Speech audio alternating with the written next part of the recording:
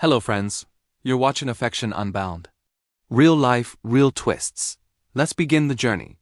You wanna believe what I did when I found out my fiancée was secretly meeting her high school sweetheart who just bought the lake house next door? I didn't confront them. I didn't scream. I sold our dream cabin to the one person on earth who terrifies both of them, his psycho ex who once tried to burn his boat because he looked at another girl. Now they're trapped together on the same private cove, with her watching their every move. Keep listening, because what happens when the wedding weekend arrives will leave your jaw on the floor. My name's Callum, 37, software engineer, pretty laid-back guy from Charlotte, North Carolina. 2 years ago, Sienna and I got engaged. She's 35, teaches 3rd grade, sweetest smile you've ever seen. We poured every dime of our savings into a little Cedar Lake house on Lake Norman, about 45 minutes north of the city. Secluded cove, private dock, the whole we're gonna grow old here fantasy. Last spring the lot next door finally sold. It had been empty since we moved in. Sienna got weirdly giddy about it. Kept saying stuff like, I hope it's someone fun. Someone we can have bonfires with. Okay babe, cool. Moving day was a Saturday. I was in Raleigh for my cousin's bachelor party, so I didn't meet the guy. When I got home Sunday night, Sienna was glowing. Literally glowing. She hugged me at the door and said, You're never gonna guess who our new neighbor is. I laughed, dropped my bag, asked who. She bit her lip the way she does when she's nervous, excited, and whispered, It's Jonas. Jonas Alcott. My stomach dropped. Jonas Alcott was the guy she dated all through high school in Asheville. Prom king, quarterback, the whole cliché. They broke up senior year when he cheated on her with her best friend. At least that's the story she always told me. She claimed she hadn't spoken to him in almost 20 years. I played it off. No way, small world, huh? Inside, I was already doing the math. That first week, she found every excuse to be outside. Taking the kayak out. Going for a sunset walk. Just gonna sit on the dock and read. I started noticing little things. She'd come back from the dock with wet hair even though she forgot her swimsuit. She'd smile at her phone, then flip it over real quick when I walked in the room. Then came the night I couldn't unsee. It was late, maybe 1 a.m. I woke up, Sienna wasn't in bed. I figured bathroom. Waited. 5 minutes.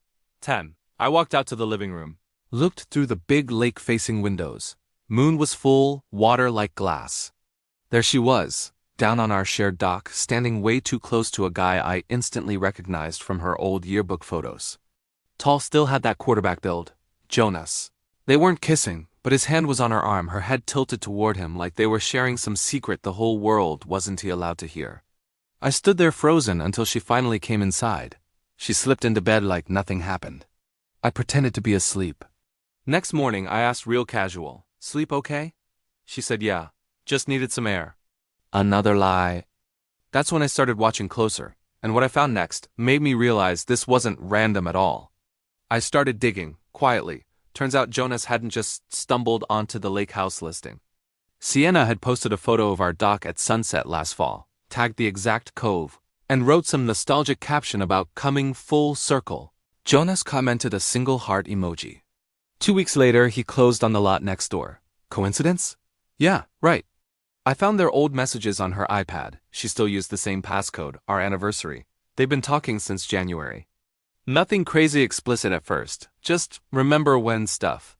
Then it turned into, I never stopped thinking about you and maybe the universe is giving us a second chance. She told him we were going through a rough patch. We weren't. We were planning a wedding. The real kicker? They had a plan. After the wedding, our wedding, she was going to tell me she needed space, move into the guest room, and slowly transition to being with him.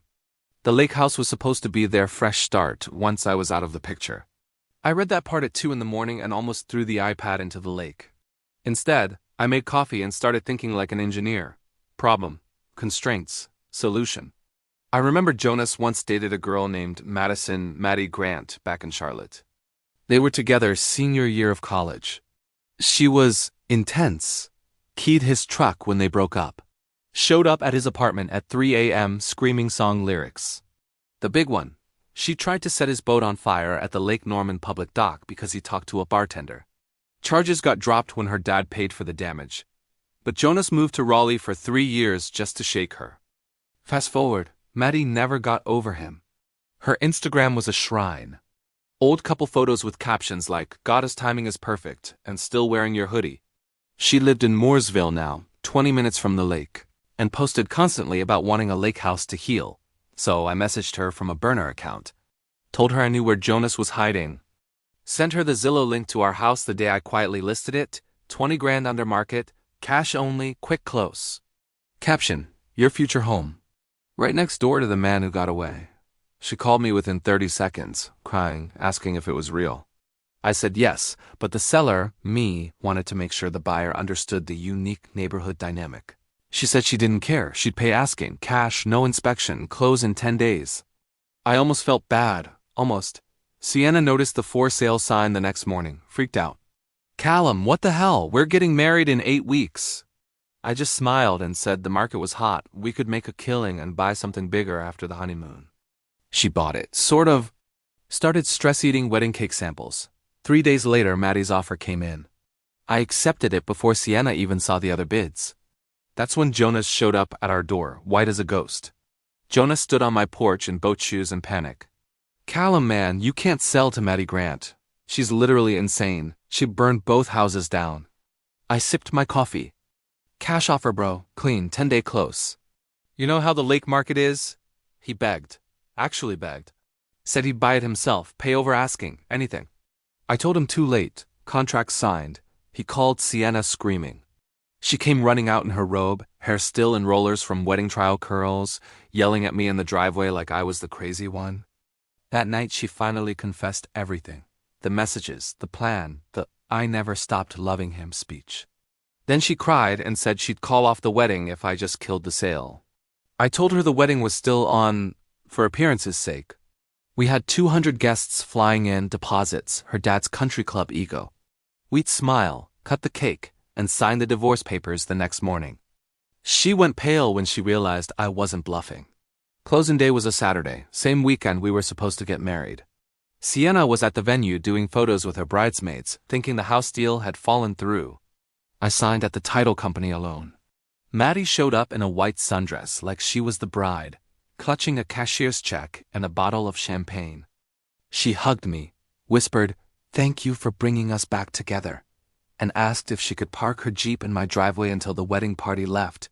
Didn't want Jonas to see her yet. I said sure, have fun. I drove straight to the venue, still in jeans, walked down the aisle during the first look photos, handed Sienna the folder with the closing docs and a post-it that said, "House is gone. Have a nice life next door."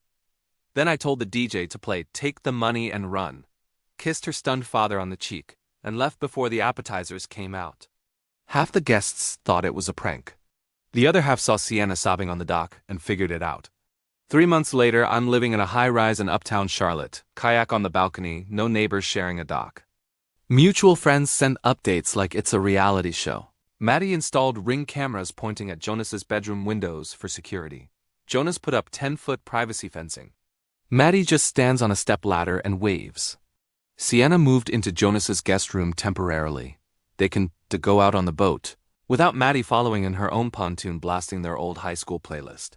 Last week Jonas listed his place 35 grand under what he paid. 0 offers. Nobody wants to buy into that circus. Sienna drunk texted me last weekend. "You ruined everything." I replied with a single photo. Me on my new balcony at sunset. Beer in hand, downtown skyline glowing. Caption, "Nah, you two just finally got exactly what you deserved. Lakefront, together, forever." Then I blocked the number, turned up the music, and watched the city lights come on.